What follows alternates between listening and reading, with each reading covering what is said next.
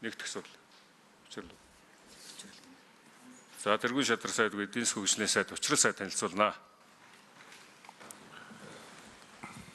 За байнгын орооны дарга ирэх юм биш үү дээ.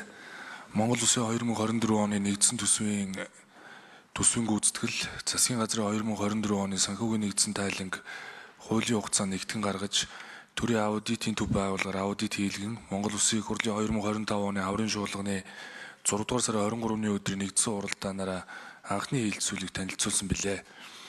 Монгол Улсын нэгдсэн төсвийн тэнцвэржүүлсэн орлогоо тусламжийн дүн 2024 онд 29 их 80 670.8 тэрбум төгрөг, нийт зарлага ба цэвэр зээлийн дүн 30 их 80 591.1 тэрбум төгрөг, нэгдсэн төсвийн тэнцвэржүүлсэн нийт тэнцэл 2 их 80 451 тэрбум төгрөгөөр сайжирч 920.2 тэрбум төгрөгийн алдагдaltaа гарсан ба сүүлийн 3 жил дараалан төсвийн алдагдлыг үе шаттайгаар бууруулж ажиллалаа.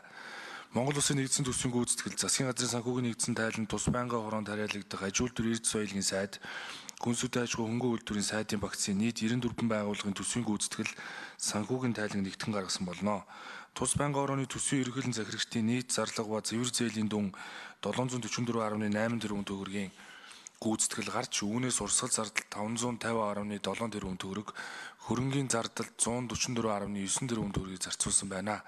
Улсын төсвийн хөрөнгө оруулалтаар 2024 онд тус байнгын хороонд хариалагдах хүн сүдэн аж ахуй хөнгөн үйлдвэрийн сайд 81 төсөл арга хэмжээнд 105.2 тэрбум төгрөгийн санхүүжилтийг олгож гүйцэтгэл 87.4% биелэлтэй байна.